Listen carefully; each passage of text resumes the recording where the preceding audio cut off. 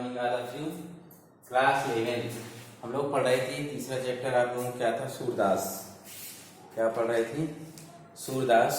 सूरदास में पिछली क्लास में हम लोगों ने पढ़ लिया था विनय वात्सल्य। आज पढ़ेंगे भ्रमर गीत। सूरदास का कौन सा शीर्षक है?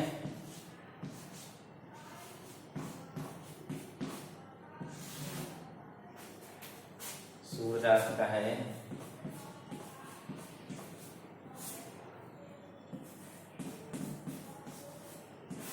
भ्रमर गीत।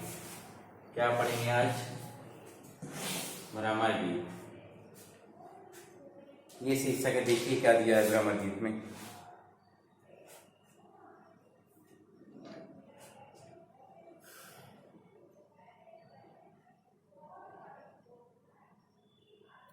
देखिए भ्रमर गीत। उधव मोही ब्रज बिसरत नाही, हंस सुता की सुंदर कगरी, अरु कुंजनी की छाई, वह सुरभि वह बच्छ दोनी, खरीब दुहावन जाही, ग्वाल बाल मिली करत कुलाहल नाचत गई बाही। देखिए उद्धव गोपियों को ज्ञान और योग का संदेश देने के लिए गए थे, किंतु वे स्वयं प्रेम और भक्ति के रंग में रंगकर मथुरा पहुंचे। श्री कृष्ण द्वारा भेजे गए उद्धव जी जब गोपियों को ज्ञान का उपदेश और ब्रह्म का उपदेश देने के लिए जाते हैं तो वो स्वयं कृष्ण के प्रेम और भक्ति में इतना रंग में रंग जाते हैं, इतना डूब कर मथुरा पहुंचते हैं। उन्होंने श्री कृष्ण को ब्रज की संपूर्ण स्थिति समझाई, यानी लौटकर श्री कृष्ण को सारी बातें बताते हैं कि वहां पर कैसा क्या हाल है, और माता यशोदा समाचार देते हैं। इस पर श्री कृष्ण को भी ब्रज की याद आ जाती है, और श्री कृष्ण फिर अपनी मन की व्यथा को व्यक्त करते हुए क्या कहते हैं? देखिए उद्धव जी से क्या कहते हैं। कहते हैं उद्धव मोही ब्रज बिसरत नाही। क्या करें? हे उद्धव जी, हे उद्धव, मैं अनेक प्रकार से या किसी प्रकार से ब्रज को भूलने का प्रयास कर रहा हूं, पर मैं उसे भूल नहीं पा रहा हूं। कह रहे हैं कि उद्धव मोही ब्रज बिसरत नाही। हे उद्धव, मैं अनेक प्रकार से ब्रज को भुलाने का प्रयत्न करता हूं, किंतु ब्रज को मैं भूल नहीं पा रहा हूं या भुला नहीं पाता हूं। हंस सुता की सुंदर कगरी, अरु कुंजनी की छाई। हंस सुता की सुंदर कगरी। हंस सुता किसको कहा जाता है? यमुना को। हंस सुता माने यमुना, कगरी मतलब किनारा, कगार।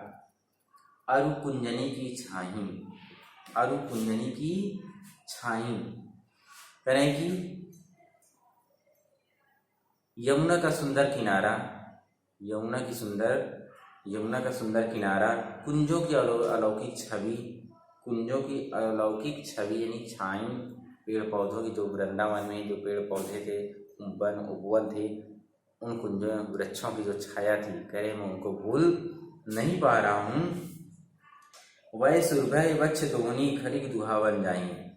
गाय, वह सुरभि वह बच्छ दोनी, गाय और उनके बच्चे, और दूध दोहने की मटकी। दोहनी मतलब मटकी जिसमें दूध दुहा जाता था, यह दूध दोहने की मटकी, और खरीक दुहावन जाई, और गौशाला में गाय को दोहने के लिए जाना मुझसे भुलाया नहीं जा रहा है, मुझसे भुलाया नहीं जाता है। श्री कृष्ण उद्धव जी से क्या करें? हैं उद्धव जी, अनेक प्रकार से मैं ब्रज को भूलने का प्रयत्न कर रहा हूँ, लेकिन मैं उसे भूला नहीं पाता हूँ। हंस सुता की सुंदर नदी, यमुना का किनारा हो, वहाँ की कुंजों की छाया हो, चाहे गाय हो और गाय के बच्चे हो, दूध दोहने की मटकी हो, गौशाला ले जाने में गाय धोने के लिए जाना हो, यह सब मैं भूल नहीं पा रहा, अर्थात मुझसे भूला नहीं जा रहा है। ग्वाल बाल मिली सब करित कुलाहल, नाचत गई यहाँ। ग्वाल बाल मिली करत कुलाहल, नाचत गई वही गवाही। हम सब क्या कहेंगे? हम सब ग्वाल बाल मिलकर कोलाहल करते रहते थे, अर्थात चारों तरफ इधर से उधर धमा चौकड़ी मचाए रहते थे। खेल कूद में छोटे छोटे बालक जानते हैं आप लोग कैसे सारा दिन धमा चौकड़ी घर पर मचाते हैं, वही क्या करें? श्री कृष्ण करें कि बचपन में हम सब ग्वाल बाल मिलकर सब ग्वाल बाल मिलकर कोलाहल करते थे और बाहों में नाचत गही गही बाहें, बाही मतलब एक दूसरे की बाहों में हाथ डालकर, एक दूसरे बाहों में बाहें डालकर नाचते थे। क्या करें कि हम लोग एक दूसरे की बाहों में बाहें डालकर नाचते थे। यह मथुरा कंचन की नगरी मणिमुक्ता हल जाहीं, यह मथुरा कंचन की नगरी मणिमुक्ता हल जाहीं, जबहि सुरती आवती व सुख की जीव उमगत तन माही। क्या करें कि यहाँ यह मथुरा स्वर्णिम नगरी, मथुरा को क्या करें कह रहे हैं श्री कह रहे हैं स्वर्णिम नगरी है। यहाँ मणियों मथुरा कंचन की मणिमुक्ता हल जाएंगे, मणि मतलब मणि, मणियों और मोतियों की कोई कमी नहीं है, कोई कमी नहीं है। किंतु अनगनत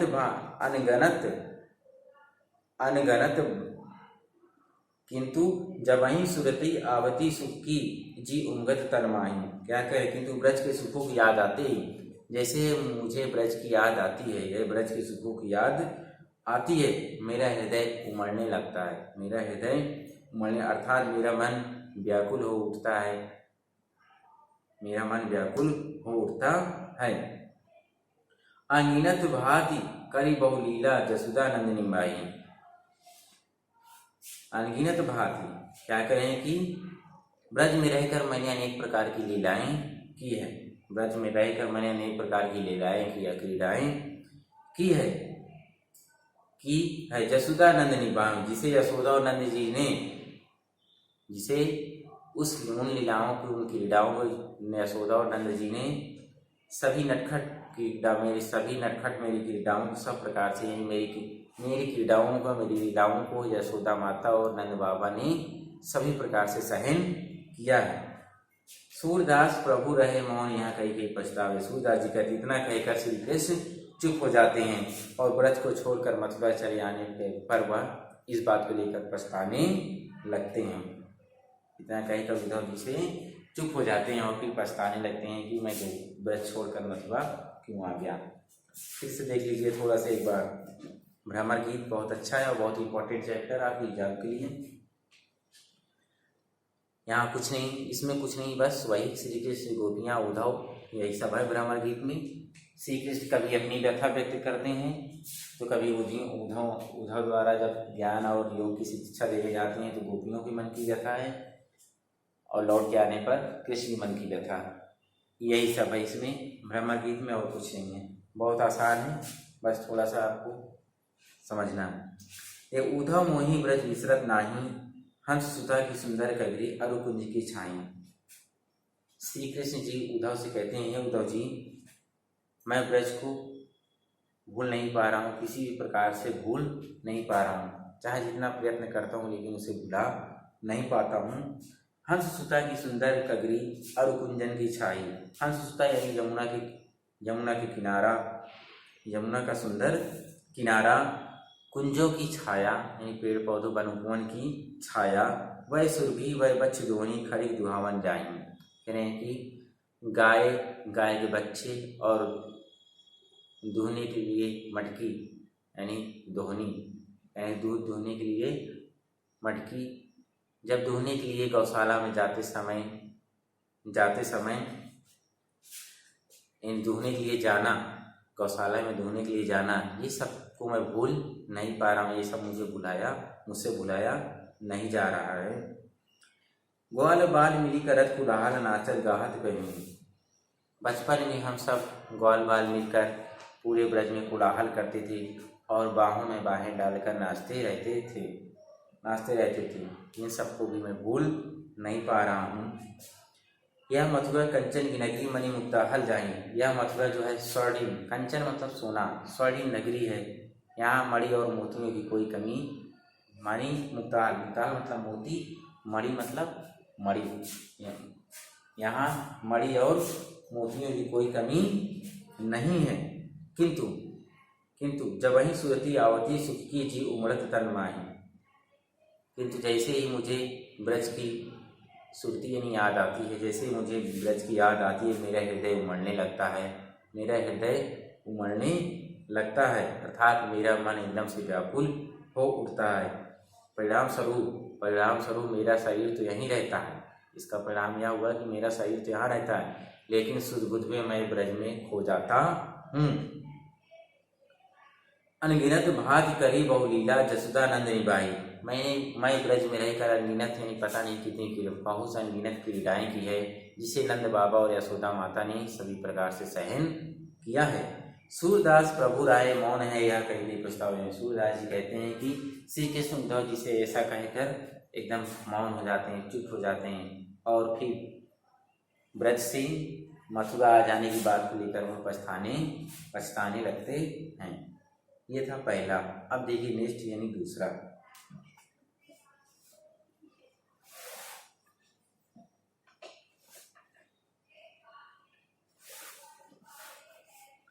ये दूसरा क्या है, देखिए इसमें दूसरे में क्या दिया हुआ है, वही भी जुगल दुखदाई होते गोपियों के दुखों का वर्णन किया गया है। गोपियों के विरह यानी कृष्ण के विरह में वो इतना व्याकुल है, उनकी विरह व्यथा का सूरदास ने बहुत ही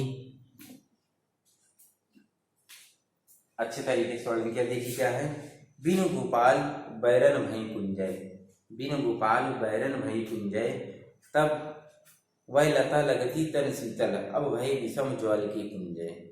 ये गोपियों की विरह का वर्णन है। देखिए इनको जब श्री कृष्ण थे तो सारी चीजें बहुत अच्छी लगती थी, लेकिन जैसे ही श्री कृष्ण चले गए, गोकुल छोड़कर ब्रज छोड़कर मथुरा चले गए, वैसे ही इनको सारी चीजें उसका जस्ट अपोजिट लगने लगी, ठीक उसका उल्टा लगने लगी। वही फूल पहले यहीं जो फूल उनको सुगंध देते थे, फूल लगते थे, अब वही फूल उनको कांटों के सामान लगते हैं। उससे सुगंध नहीं बल्कि उनको क्या लगती है, दुर्गंध आ रही है, जस्ट अपोजिट। बिन गोपाल बैरन भई कुंजय, तब लय लता लगती तन शीतल, अब भई विषम ज्वाल की कुंजय।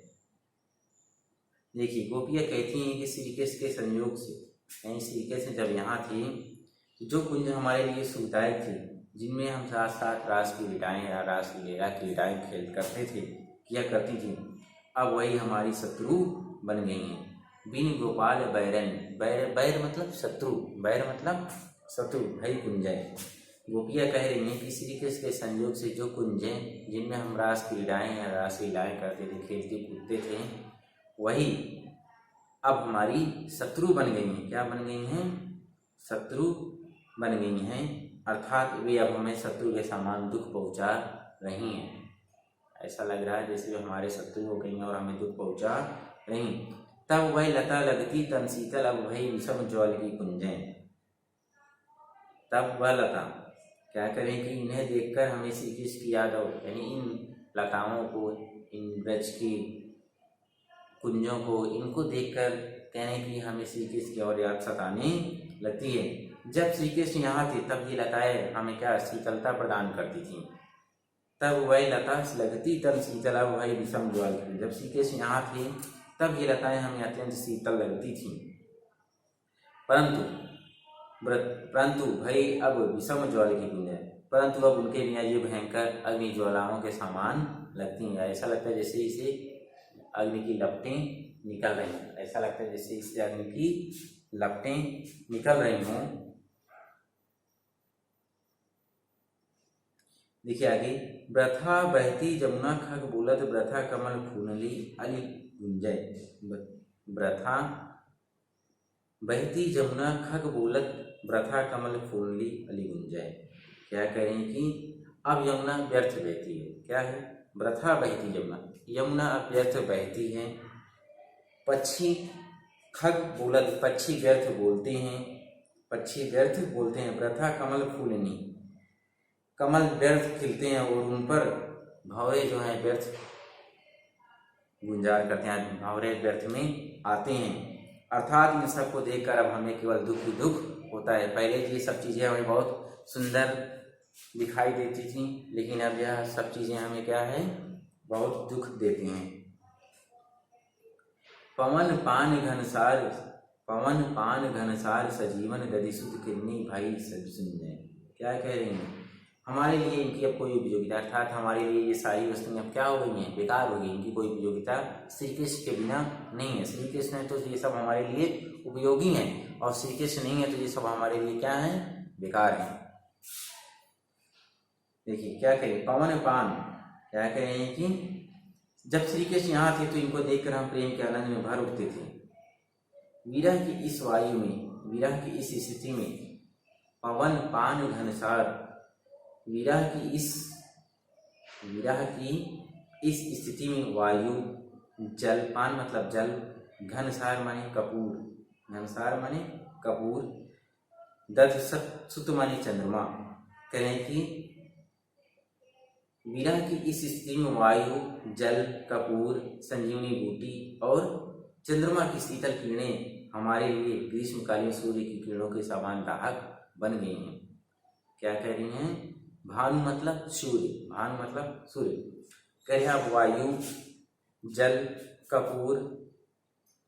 कपूर और चंद्रमा की शीतल किरणें और ये संजीवनी बूटें, यह सब हमें सूर्य की किरणों के समान लगती हैं, जैसे ये हमें सूर्य किरणों के समान दाहक अर्थात जलाने वाली बन गई हैं।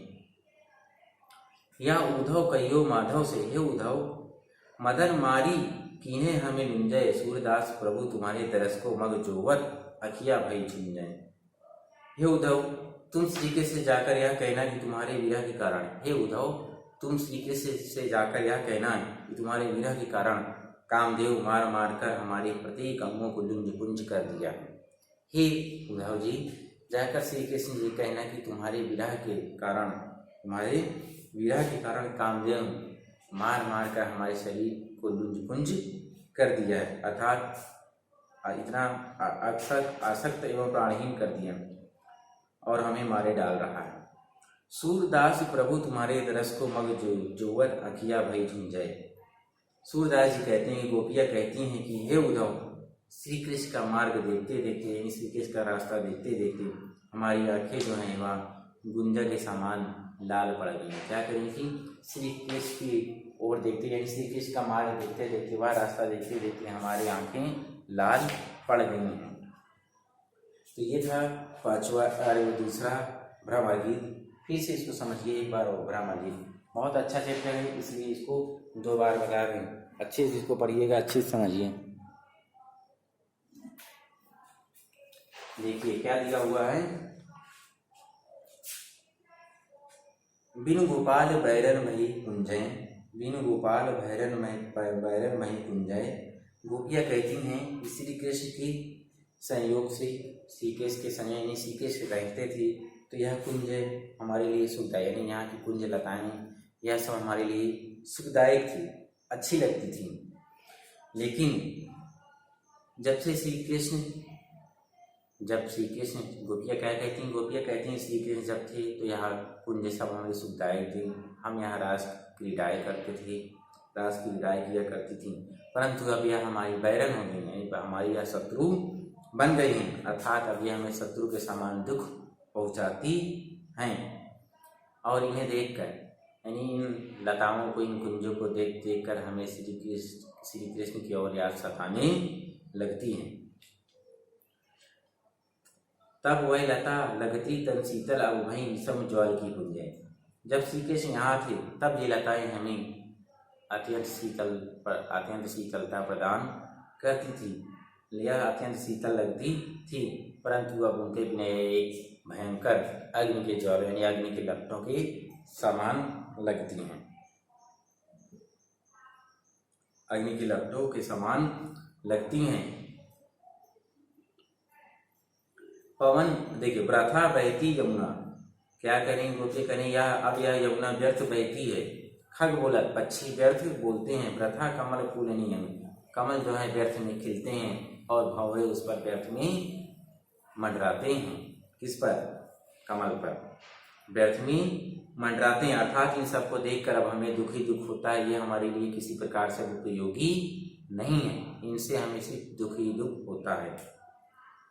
पवन पान घनसार सजीवन दही भारी पुण्य, क्या करें? करें विरह की स्थिति में वायु, विरह की स्थिति में अब हमें क्या, वायु, जल, कपूर, संजीवनी बूटी और ये चंद्रमा सूर्य की किरणों के समान हमारे शरीर को दाहक बनाती हैं। यहाँ ये कहेंगे हमारे शरीर को जलाती हैं, हमारे शरीर को जलाती हैं। या उद्धव कहियो माधव सो मदन मारी कीनो हम। हे उद्धव जी, तुम जाकर श्री कृष्ण यह कहना कि तुम जाकर श्री कृष्ण यह कह देना, कहना कि तुम्हारे विरह के कारण, यानी श्री कृष्ण की विरह के कारण कामदेव ने मार मार कर हमारे अंग को लुंज पुंज कर दिया है, लुंज पुंज कर दिया ये दे रहा है। सूरदास प्रभु हमारे दरस को मगजोवत रखिए। सूरदास जी क्या कहेंगे, गोपियाँ सूरदास जी के माध्यम से गोपियाँ कहती हैं कि हे उद्धव, श्री कृष्ण का मार्ग देखते देखते हमारी आंखें लाल पड़ गई हैं। हे उद्धव जी, श्री कृष्ण का मार्ग देखते देखते हमारी आंखें लाल पड़ गई। ये था दूसरा। देखिए अब है तीसरा क्या है, देखिए, हमारे हरी हारिल की लकड़ी, हमारे हरी हारिल की लकड़ी, मन क्रम वचन नंद नंदन उर या दृढ़ करी पकड़ी। हमारे हरी हारिल की लकड़ी, हारिल मतलब होता है हरियर पक्षी, एक होता है वो हारिल मतलब एक प्रकार का पक्षी। जकरी मतलब जपते रहना, जकरी मतलब जपते रहना, चकरी मतलब चकाई, लकड़ी की घरेलू चक्की। आप लोगों ने देखा होगा घर में चक्की होती है, ऐसे ऐसे घुमाते हैं वो। देखिए, गोपियाँ भ्रमर गीत को, गोपियाँ भी यहाँ उद्धव को कृष्ण के प्रति अपनी वही कृष्ण के प्रति अपनी भक्ति या अपने प्रेम को व्यक्त कर रही हैं गोपियाँ। इसमें भी उद्धव जी से हमारे हरी हारी की लकड़ी, मन क्रम वचन नंद नंदन उर या दृढ़ करी पकड़ी। गोपियाँ कहती हैं कि हे भ्रमर, उद्धव जी को क्या कहते हैं, भ्रमर कहा जाता है, उद्धव जी को भ्रमर कहा जाता है, इसलिए इसका नाम क्या है, भ्रमर गीत।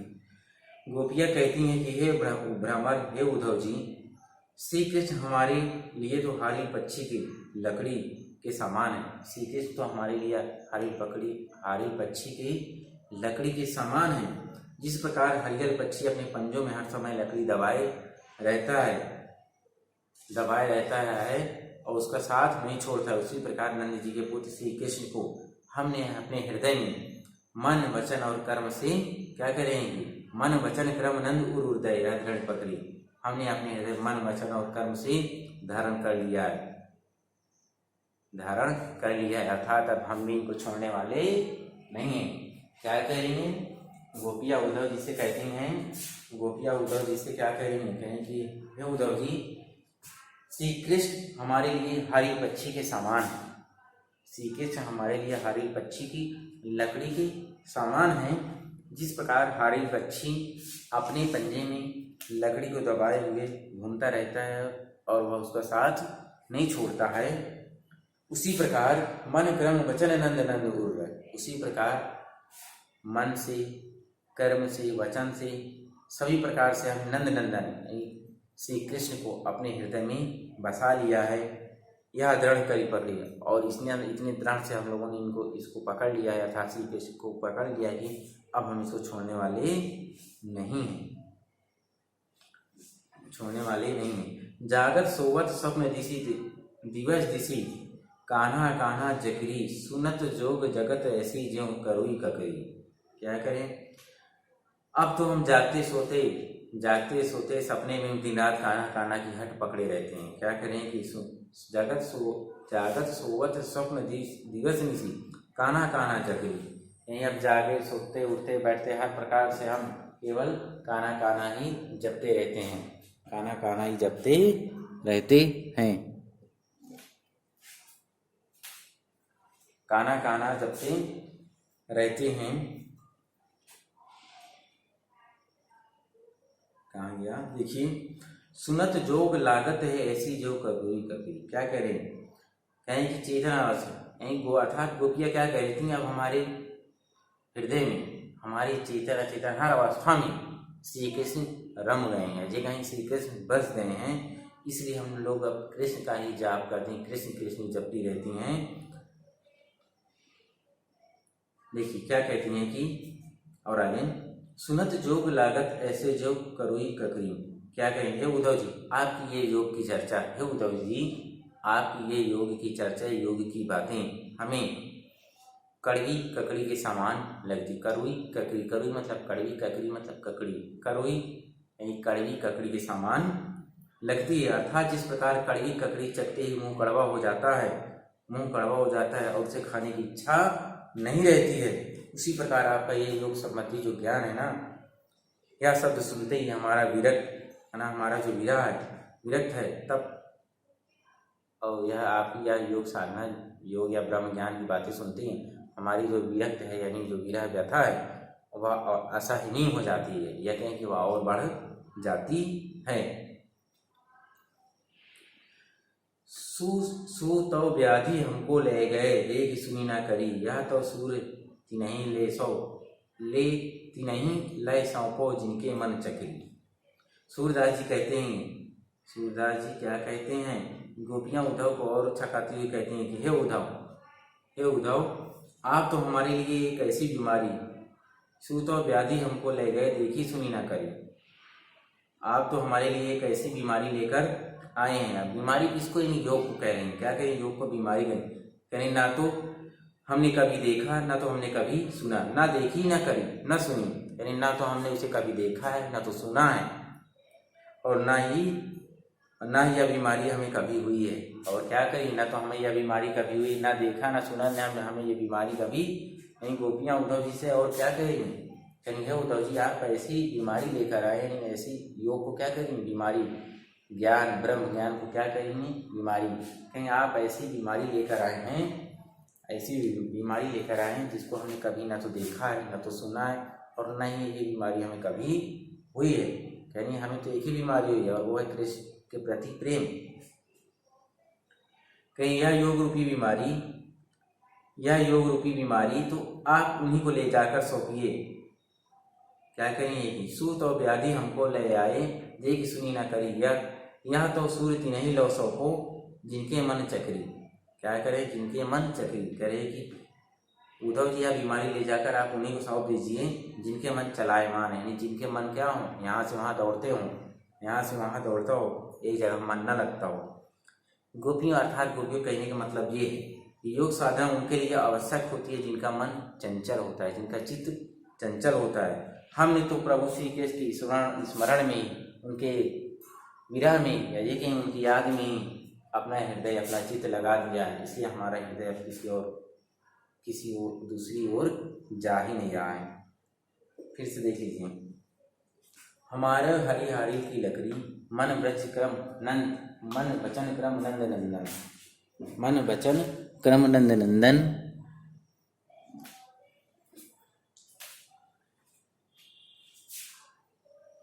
क्या करें, गोपियां उद्धव जी से कहती हैं, उद्धव जी हमारे कृष्ण उस हरिल पक्षी की लकड़ी के समान हैं, जो उस हरियल पक्षी की लकड़ी के समान है, जो हरियल पक्षी अपने पंजों में दबाए हुए रात दिन उसे लिए घूमता रहता, अर्थात उसे छोड़ता नहीं है।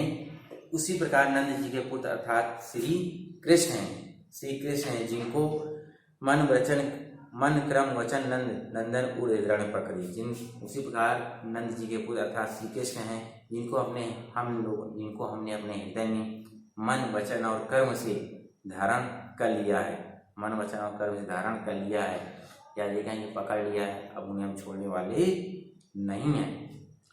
जागत सोवत स्वप्न दिवस निशी कान्हा कान्हा जगे, अब तो जागते सोते उठते बैठते रात दिन हम कान्हा कान्हा ही जपते रहते हैं। सुनत जोग लागत है ऐसो ज्यों करोई ककड़ी। तुम्हारी ये योग साधना, उद्धव जी से क्या कहते हैं, उद्धव जी तुम्हारा यह ये ज्ञान और ब्रह्म का जो योग है, ये जो तुम बता रहे हो, यह तो हमें एक कड़वी ककड़ी की समान लगता है, कड़वी ककड़ी की समान लगता है। अर्थात जैसे तुम योग साधना की बातें करते हो तो हमारे हृदय की जो पीड़ा है, या हमारे हृदय की जो पीड़ा है, वह असहनीय हो जाती है और बढ़ जाती है। जिस प्रकार कड़वी ककड़ी को एक बार खा लेने से दोबारा उसको खाने की इच्छा नहीं रहती है, उसी प्रकार तुम्हारी ये योग साधना की बातें हैं। कहने का मतलब ये है कि हमने श्री कृष्ण के प्रेम को अपने हृदय में बसा लिया है, अब हमें किसी और चीज़ की कोई इच्छा नहीं है। सूत और व्याधि हमको ले गए, लेखी सुनी ना करी। हे उद्धव जी, हे उद्धव जी, आप तो हमारे लिए एक ऐसी बीमारी क्या करेंगे, योग को क्या करेंगे, ब्रह्म ज्ञान को करेंगे बीमारी, या तो हमारे लिए एक ऐसी बीमारी लेकर आए हैं जिसको हमने कभी ना तो देखी है। व्याधि मतलब बीमारी, ऐसी बीमारी लेकर आए हैं जिसको ना तो हमने कभी देखी है, ना सुनी, और ना ही ये बीमारी हमको अभी हुई है। यह योग रूपी बीमारी क्या करेंगे, यह योग रूपी बीमारी यह तो सूरती नहीं सौलभ्य जिनके मन चक्री, क्या करेंगे वो फेंकेंगे। यह जो योग रूपी बीमारी है इसको ले जाकर आप उनको सौंपिए जिनका मन चंचल हो, जिनका हृदय चंचल हो, उनको जाकर यह बीमारी आप सौंपिए। हमारा हृदय चंचल नहीं, हमारा मन चलायमान नहीं है, हमारा हृदय तो बस एक में लग गया और वो है श्री कृष्ण। श्री कृष्ण अतिरिक्त हमारा हृदय अभी इधर उधर कहीं भी विचलित नहीं होता है। हमने तो प्रभु श्री कृष्ण की स्मरण में अपने चित्र को, अपने चित्त अर्थात अपने हृदय को स्थिर कर लिया है, अर्थात हमारे हृदय अब सिर्फ श्री कृष्ण के प्रति प्रेम में है, किसी अन्य चीज में नहीं। तो ये था तीसरा। 3 भ्रमर गीत हम लोगों ने पढ़े, इनको आप लोग घर पर रिवीजन करिएगा। इन तीनों को आप लोग घर पर रिवीजन करिएगा, इसके बाद आगे कल पढ़ाया जाएगा नेक्स्ट क्लास में, ठीक।